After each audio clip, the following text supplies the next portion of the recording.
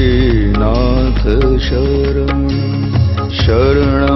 श्रीनाथ श्रीनाथ शरणं श्रीनाथ। जय माँ जय रमनाथ। अमृतम खंड 8 प्रेरणा नंबर 1384। નાની તલાવડીમાં સુંદર કમળ ખીલ્યા છે. લોકો ત્યાંથી પસાર થાય છે,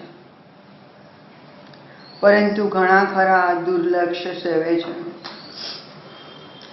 કોઈક જરા દ્રષ્ટિ કરી થોડી પ્રસન્નતા અનુભવે છે, તો કોઈ ચૂંટી વેચી અર્થોપાર્જનનું વિચારે, કોઈ પોતાની પાસે રાખી સ્વામિત્વમાં રાચે. આવા લોકો અન્યની સ્વાધીનતાનું હનન કરે છે અને આધિપત્યની કામનાથી પોતે પણ બંધાય છે. સંસ્કાર સંપન્ન દ્રષ્ટા સૌંદર્ય સુરભીને હર્ષિત થઈ અભિનંદે. નાળ સાથે કળીનું વિકસવું, ખીલવું, એક એક પાંખડીનું ઉઘાડ, વ્યક્ત થતી રંગ રૂપ છટા અને પ્રસરતી સુગંધ સાથેના સમગ્ર સૌંદર્યથી મુગ્ધ બને છે. જ્યારે એક મર્મિતો સમગ્રના હાર્દ સુધી પહોંચે છે, તેના જીવંત સ્પંદનોનો સ્પર્શ અનુભવે છે, પુષ્પની ચેતનાના સ્ફુલ્લિંગ અને પોતાની અંદરના સ્ફુલ્લિંગનું ઐક્ય અનુભવે આત્મવિસ્મૃત થઈ સૂક્ષ્મ સ્તરે વિલસતા વૈશ્વિક ઐક્યમાં ડૂબે છે. દ્રષ્ટા દ્રશ્યને જુએ છે, ત્યાં સુધી દ્રશ્ય અધૂરું છે.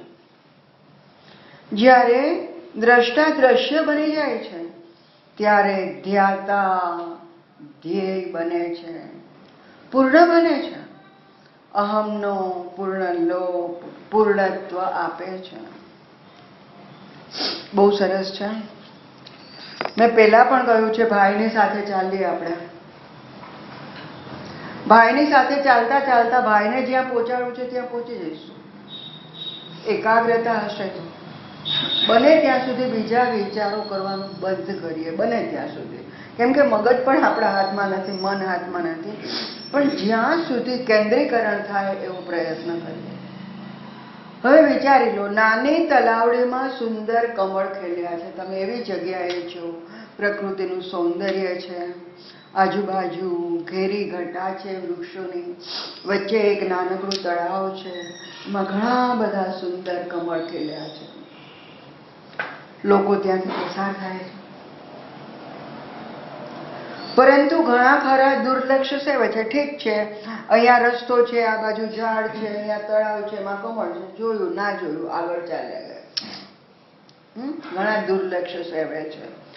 કોઈક જરા દ્રષ્ટિ કરી થોડી પ્રસન્નતા અનુભવે છે. કોઈ ચાલતા ચાલતા દ્રષ્ટિ કરે, થોડો ખુશ થાય કે વાહ સરસ છે, પણ ચાલતા પેલા કરતા બીજો થોડોક રસ લે છે.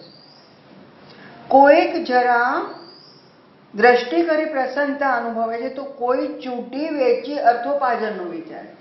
કોઈને એમ થાય કે એમાં ચૂંટી લો, આમાંથી લઈ લો અને આ કમળને વેચી નાખું તો મને પૈસા મળશે. અર્થોપાર્જન, અર્થ, ધન મેળવવાની અંદરથી અપેક્ષા રાખે છે, આવું વિચારે છે.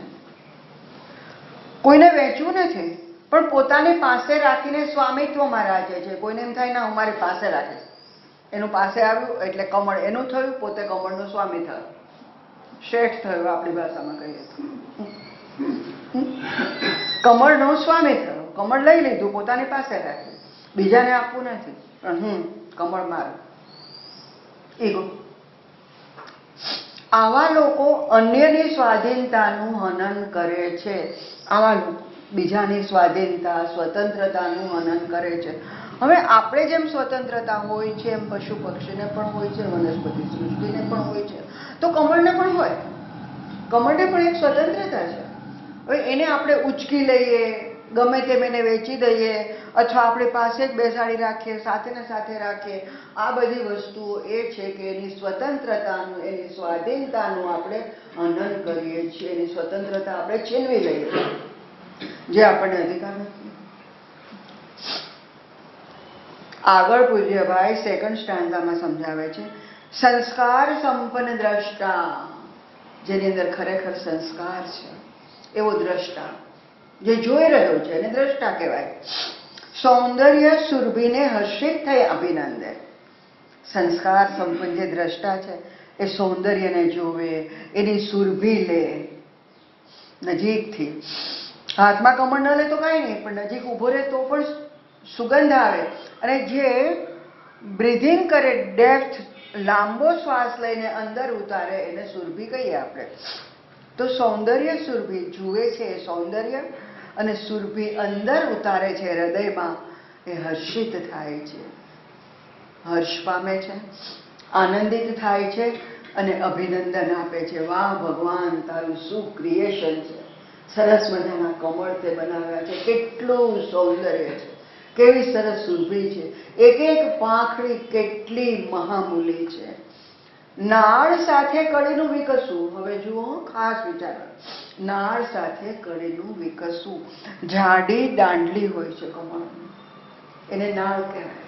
નાળ સાથે કમળનો વિકાસ, ખીલવું, એક એક પાંખડીનો ઉઘાડ, વ્યક્ત થતી રંગરૂપ છટા અને પ્રસરતી સુગંધ સાથેના સમગ્ર સૌંદર્યથી મુક્ત બને છે.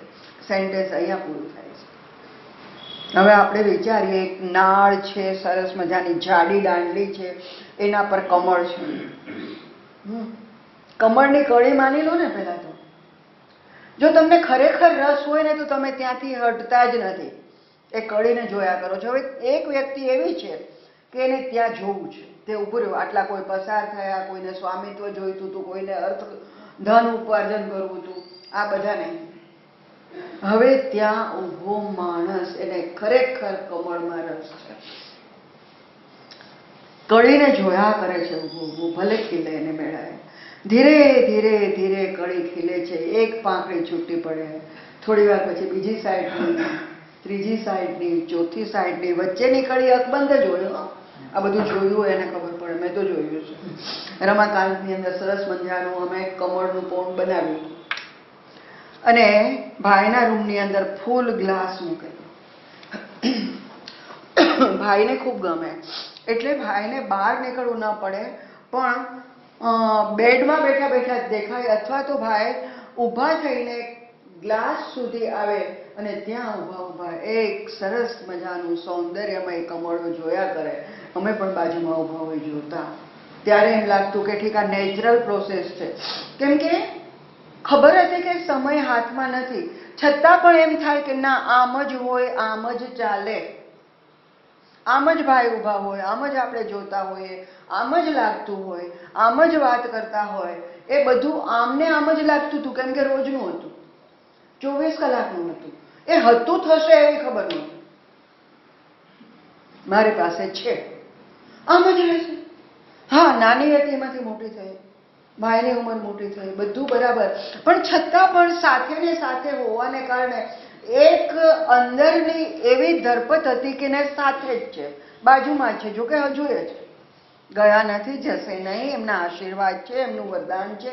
પણ જે જોયું છે, જે અનુભવ્યું છે એ વાત કરું છું.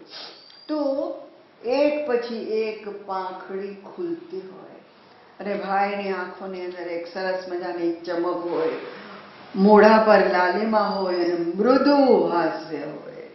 આજે પણ મારી નજર સમક્ષ તરે છે. પરમ દિવસે જ્યારે હું બોલતી હતી ને ત્યારે, હા, મારી પૂજા અહીંયાના રૂમમાં જ હોય છે. ભલે હું અહીંયા બેઠી હોઉં, પણ બંને બેઠા હોય ને હું ત્યાં પૂજા કરતી હોઉં છું. મારી માનસિક પૂજા જ્યારે રમાષ્ટકમ શરૂ થાય ત્યારે, અને ત્યારે મારે ન કહેવું જોઈએ પણ એની કૃપા છે કે બંને લાઈવ દેખાય છે. રોજની કૃપા છે. એને કહ્યું છે તને છોડશું નહીં, રોજની કૃપા છે. એક વખત મને એવો વિચાર આવી ગયો કે આ મને ભ્રમણા તો નથી ને, રોજ દેખાય છે, મૂવમેન્ટ દેખાય, સાડીનો છેડો આમ તેમ થતો હોય દેખાય, આંખો, હાથ, એ બધું. મને ભ્રમણા તો નથી થતી ને કે આવું રોજ દેખાય છે. 3-4 દિવસ દેખાવાનું જ બંધ થઈ ગયું. આંખો બંધ કરીને બેસવું એટલે તરત જ એ બધું શરૂ થાય. અને આવો વિચાર આવવો એ ગુનો નહોતો. વિચાર આવી જાય આપણને કે ભાઈ આ મને ભ્રમણા તો નથી ને. 3-4 દિવસ બંધ, આંખો બંધ કરો ને કાળું કાંઈ દેખાય નહીં. પછી મેં કહ્યું, મેં કીધું ભાઈ ભૂલ થઈ ગઈ. વિચાર આવ્યો એ પણ ભૂલ થઈ ગઈ. આમાં મજા નથી આવતી. જે દેખાતા એ દેખાવ. બીજા દિવસથી આછું ધૂંધળું પિક્ચર દેખાય. આછું ધૂંધળું. 2 દિવસ એને મારી બરાબર પરીક્ષા કરી. 3જા દિવસથી જેમ ક્લિયર કટ દેખાતા હતા એમ શરૂ થયું. અને ભાઈ એવો વિચાર પણ નહીં કરું કે અમારી ભ્રમણા છે. તો એ જ રીતે પરમ દિવસની વાત કરું તો એ જ રીતે મારી પૂજા, એ જ દર્શન ચાલુ હતું. પણ આ દર્શનની સાથે જ કેમ કહે કે દરેક જગ્યાએ બિરાજમાન છે. એ જ વખતે મને રમાકાંતના પલંગમાં દેખાય. એ જે ભાઈ આમ બેઠા છે એને આંખોમાંથી સરસ મજાનો આમ એક બહુ સરસ વાત કરી દીધી હોય ને પછી કેવું તોફાન હોય એવું મેં તોફાન આંખમાં જોયું. અને મસ્ત મજાનું હાસ્ય જોયું. આમ એવી રીતે હસતા હોય ને કે આપણે એક બોલતા બોલતા મને એ નજર સમક્ષ આંખો આવી જાય છે. અને કંઈક નહીં કદાચ કોઈ આવ્યા હોય ને એને સરસ મજાની વાત કરી દીધી હોય. જોયું કેવી વાત થઈ ગઈ. માએ કેવું કર્યું એમ એવી કરીને કઈ વાત ભાઈ કરતા ને એ વાત એવી રીતે ભાઈ કરે છે આમ કરીને. તો હું અહીંયા પણ એને જોઉં છું અને રમાકાંતમાં પણ જોઉં છું. પછી બાજુમાં માં છે અને પછી એની પાસેનું જે પેડ હતું ને સાઈડમાં પેન સાઈડમાં મૂક્યું અને પોતે સાઈડમાં થોડાક ઝૂકીને સુવાનો પ્રયત્ન કર્યો. મેં આટલું જોયું. જેમ એને અહીંયા જોયા એમ એને ત્યાં જોયા કે છે ને હું સર્વત્ર વ્યાપ્ત છું. અને કેટલા લાઈવ નથી આ સ્વપ્નું, નથી આ વિઝન. અહીંયા બેઠી બેઠી વાત કરું છું તો એવી જ રીતે અહીંયા બેઠી બેઠી વાત કરું છું કે ભાઈની બાજુમાં ખીલતા કમળ જોયા. નાની કળીમાંથી વિકાસ. એ ધીરે ધીરે ખુલતા ખુલતા એક એક પાંખડીઓ અને આટલું ખુલે આટલું ખુલે આટલું ખુલે. ધીરે ધીરે આખું કમળ ખુલી જાય અને એનું પરાગ આપણને દેખાય. એની સુરભી સરસ મજાની આવે, સુગંધ આવે, એનું સૌંદર્ય અફલાતોન. તો નાની કળી સાથે નાળ સાથે કળીનું વિકસવું, ખીલવું, એક એક પાંખડીનું ઉઘાડ, વ્યક્ત થતી રંગરૂપ છટા વ્યક્ત થાય છે. રંગ અને રૂપની છટા વ્યક્ત થાય છે, આપણી સમક્ષ આવે છે. વાહ પ્રભુ તારું શું સર્જન છે. અને પ્રસરતી સુગંધ સાથેના સમગ્ર સૌંદર્યથી મુગ્ધ કરે છે. એની પ્રસરતી સુગંધ છે એની સાથે સમગ્ર ખંડ ખંડ નહીં અખંડ જે દરેક જગ્યાએ વ્યાપ્ત છે. આખા એ વિશ્વના રચયિતા છે. બ્રહ્માંડોના રચયિતા. સર્વોચ્ચ સત્તા, સર્વોત્કૃષ્ટ. એ સમગ્ર સૌંદર્યથી મુગ્ધ કરે છે. સમગ્ર શબ્દ અહીંયા સર્વોચ્ચ સત્તા માટે છે. જ્યારે એક મરમી, હવે આ થયું, પહેલા લોકો હતા એને બહુ પડી નહોતી પહેલા સ્ટાન્ઝામાં. બીજામાં છે સંસ્કાર સંપન્ન આ રીતે જોતો રહે છે. 3જા સ્ટાન્ઝાની અંદર એક મરમી જે ખરેખર મરમી છે, જેને અંદર હૃદયની અંદર એક મન છે. સમગ્રના હાર્દ સુધી પહોંચે. સમગ્ર, હમણાં આપણે સમગ્રની વાત કરી, એ સમગ્રના હાર્દ સુધી, એના હૃદય સુધી પહોંચે છે. તેના જીવંત સ્પંદનો, એનો સ્પર્શ અનુભવે છે. એ સમગ્ર સુધી પહોંચ્યું. જીવંત સ્પંદનો આપણે હજુ માનો અત્યારે પણ મને થોડીક ઠંડક લાગે છે. બહારની ઠંડક નહીં, અંદર નહીં. અને થોડાક રોમ ખડા થતા હોય એવું લાગે છે. વાઇબ્રેશન્સ અત્યારે જોરદાર હોય એવું અનુભવું છું. કદાચ તમે બધા પણ અનુભવતા હશો કે અત્યારના વાઇબ્રેશન કંઈક આપણે ફ્લોટ કરતા હોય એવા લાગે છે. અહીંયાના લોકોને હું આ કહી શકું છું, સાંભળી શકે છે, અનુભવી શકે છે. ઓનલાઈન છે એને બધું જ મોકલાવી શકું છું પણ હું વાઇબ્રેશન્સ નથી મોકલાવી શકતી. સોરી. અહીંયા વાઇબ્રેશન્સ જોરદાર છે. આખા રૂમની અંદર વાઇબ્રેશન્સ હોય ને એ જાણે આપણને ઉચકી લેતા હોય ને એવી પ્રતીતિ થાય છે. એવું કે બધાને થતી હશે, મને થાય છે, માનું છું કે થતી હશે. સમગ્રના હાર્દ સુધી, એના હૃદય સુધી પહોંચાય છે. તેના જીવંત સ્પંદનોનો સ્પર્શ અનુભવાય છે. પુષ્પની ચેતનાના સ્ફુરલિંગ, પુષ્પની ચેતના ખુલતી જાય છે અને પોતાની અંદરના સ્ફુરલિંગનું એકય, પુષ્પની ચેતના ખીલે છે, પોતાના અંદરની હૃદયની આંતર ચેતના ખીલે છે. બંનેની સાથે એકય, વનનેસ અનુભવાય છે. આત્મવિસ્મૃત, મારી જાતને ભૂલી ગયો, અસ્તિત્વ ભૂલી ગયો, હું ભૂલાઈ ગયો, જગત ભૂલાઈ ગયું, કંઈ જ નથી, માત્ર આને આ જ છે, સમગ્ર જ છે, ભગવાન જ છે. આત્મવિસ્મૃત થઈ ગયા, સૂક્ષ્મ સ્તરે વિલસતા, વૈશ્વિક ઐક્યમાં ડૂબે છે. વૈશ્વિક ઐક્ય ક્યાં છે? સૂક્ષ્મ સ્તરે છે. જો આપણે અનુભૂતિ થાય છે તો આપણો પ્રવેશ સૂક્ષ્મ સ્તરમાં થયો છે.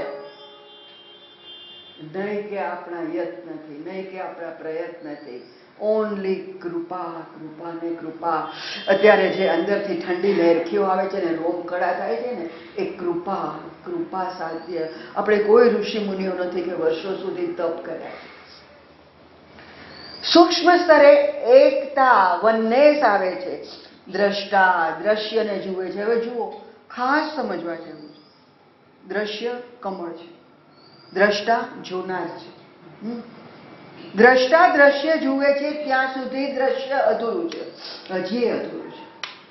જ્યાં સુધી જોનાર છે દ્રષ્ટા, જોવે છે દ્રશ્ય કમળ, ત્યાં સુધી બે થયા, હજી અધૂરું છે. દ્રષ્ટા જ્યારે દ્રશ્ય બની જાય છે,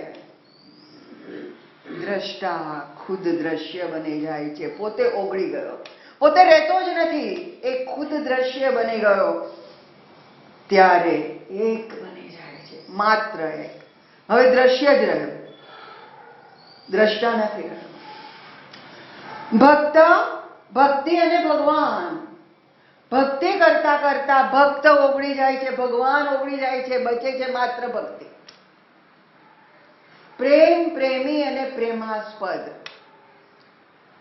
પ્રેમી જેને પ્રેમ કરે છે તે, પ્રેમાસ્પદ એટલે જેને પ્રેમ કરવામાં આવે છે તે. પ્રેમ એટલે પ્રેમ.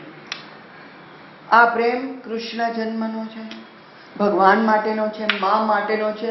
આપણે નીચી કક્ષાના પ્રેમને પ્રેમ કહેશો નહીં, આને એની સાથે મૂલવશો નહીં. પ્રેમ કરનાર પ્રેમી ઓગળી ગયો, જેને પ્રેમ કરવામાં આવે છે પ્રેમાસ્પદ ઓગળી ગયો. બંને ઓગળી ગયા, બચ્યો માત્ર પ્રેમ. તો અહીંયા દ્રષ્ટા જ્યારે દ્રશ્ય બની જાય છે, દ્રષ્ટા ગયો, દ્રશ્ય બની ગયા, એક જ થયો. ત્યારે ધ્યાતા ધ્યેય બને છે. જે ધ્યાતા, જે ધ્યેય પોતાનું એક પકડીને આગળ ચાલે છે કે મારું ધ્યેય આ છે, મારે પહોંચવું છે. પહોંચનારો બીજો, ધ્યેય નક્કી કરનારો બીજો અને ધ્યેય બીજું, બે થયા ને. હવે અહીંયા ધ્યાતા ખુદ ધ્યેય બની જાય. એ ધ્યેય આવી ગયું, ધ્યાતા ગયો, ઓગળી ગયો, પૂર્ણ બને છે. અહીંયા એક પૂર્ણતા આવે છે. અહમનો પૂર્ણ લોપ, ઈગો ગયો, અહમનો પૂર્ણ લોપ થઈ ગયો. ઝીરો ઈગો, બહુ અઘરું છે ઝીરો ઈગો. પૂજ્ય ભાઈ એટલે ઝીરો ઈગો. ખુદ ડિવિનિટી, સર્વોચ્ચ સત્તા, છતાં પણ એમ કે તમારા જેવો છું ને આપણે બધા માનીએ.